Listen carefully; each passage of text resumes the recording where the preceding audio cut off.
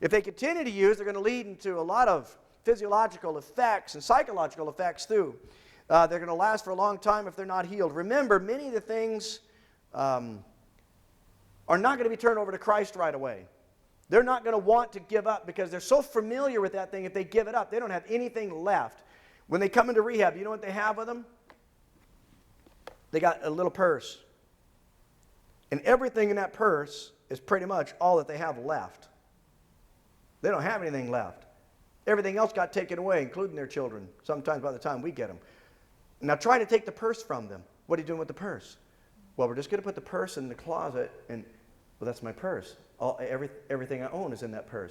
Well, we'll just put it in the closet. You can't have it when you're in here. We'll give you everything that you need. That's my purse. Yeah, it'll still be here. That's their purse. The only thing that they have left. That's the way they look at it. Please don't take the only thing that I have left. Or it could be their little dog. Trying to take their dog from them. They'll kill you.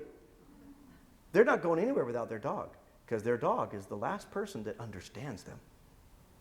My dog understands me. Okay. Well, whatever. It may take a while, but the Lord, He'll give us the strength to be able to walk Him through this particular process. These effects are going to resemble those of schizophrenia. They're characterized by anger, panic, paranoia, hallucinations. They're going to feel a lot of bugs in their skin, which we talked about. This is double-mindedness, and James already talked about that. You have to understand, if your client or if the person that is in your home is double-minded, then a double-minded person is unstable in how many of their ways? All of them. They're unstable in all of their ways, okay? And it's not only them. I look at society in general. They're all messed up, okay? This particular group is just really revealing themselves, that's all, okay?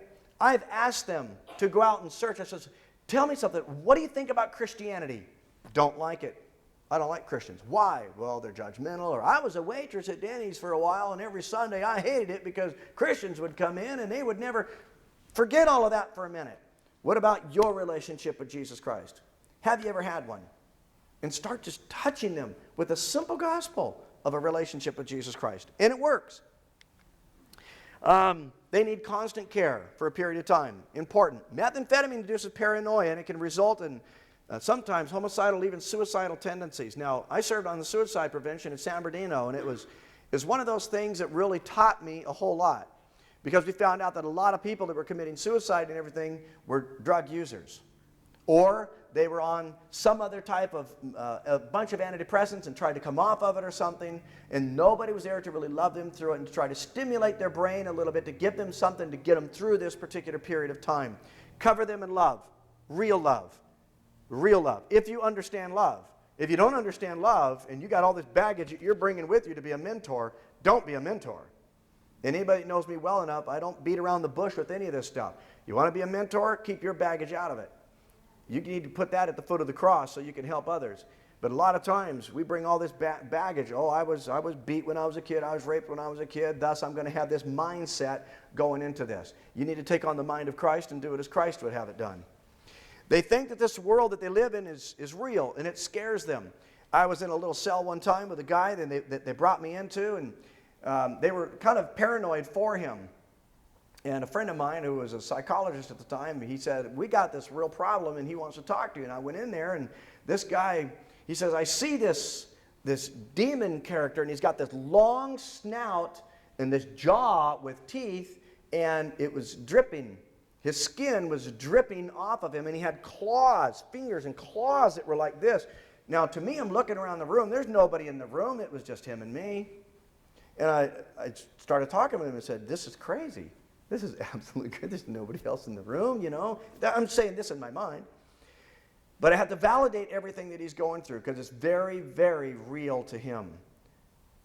He's got what we would even look at and call it some type of demonic presence in that room, or his mind is really playing some tricks, but it's real to him. And the flesh was literally dripping off of this particular person that he was looking at, and then it would grow this flesh back at the same time, and he was very paranoid on leaving. And in order to get him out of that particular room, we had to stay enough time with him to convince him that it was absolutely safe as long as he stuck by one of us. That's what the addict needs to know. As long as they stick with you through the process and stick with Christ, they'll be totally safe.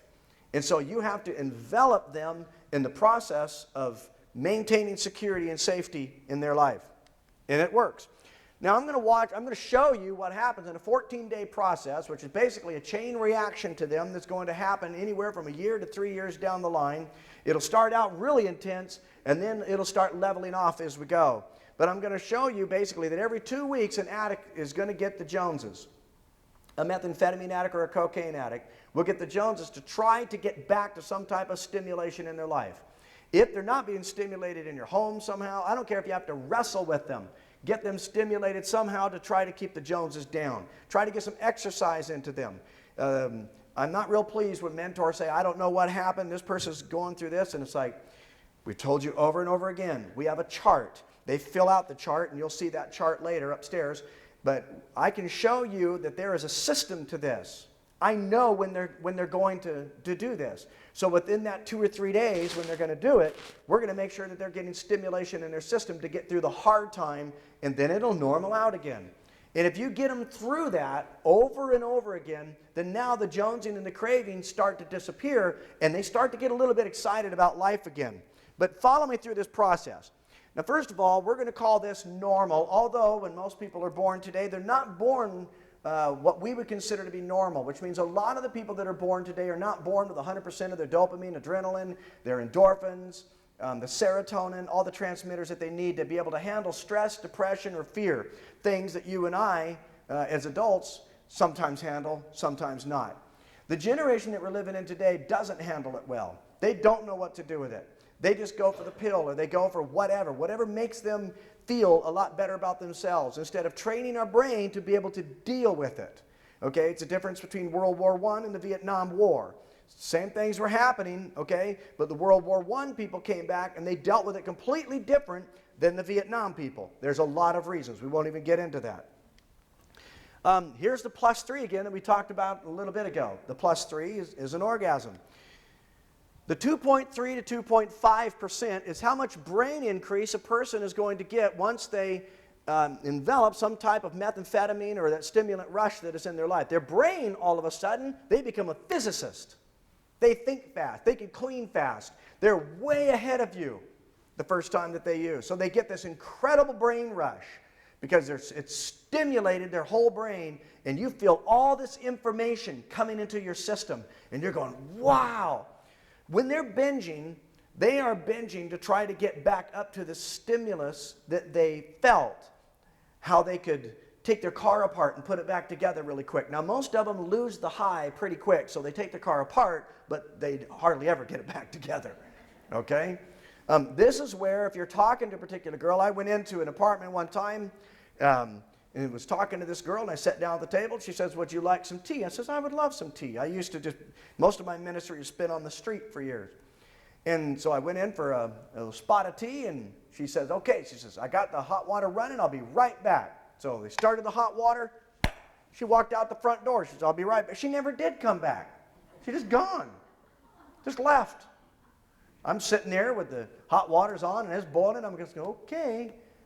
That's what they do. Another time I'm sitting there with the girl, and she's sitting at the other end of the couch, and I'm on this end of the couch. We have an officer that's sitting across from us. He's the one that got us involved in the conversation. I'm looking over at her, and she's looking down on the floor. And I'm looking down the floor. I knew what she was looking at. The floor was moving on her. There was bugs all over the floor. There was no bugs in her floor, but to her, there were bugs all over that floor. And she was looking down. She goes, tell me the truth. Do you see this? And I looked down and said, it doesn't exist, but it does for you. Your floor is moving with a bunch of bugs. And you really don't see it?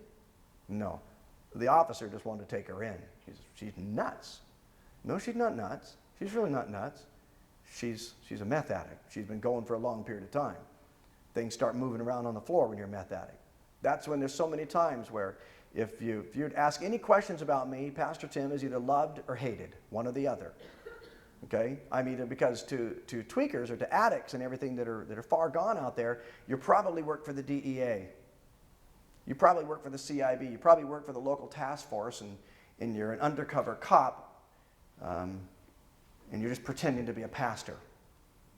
If you're going to be an undercover cop, The last thing you want to do is try to pretend by being a pastor. Okay? But that's what they think. They think you're a narc.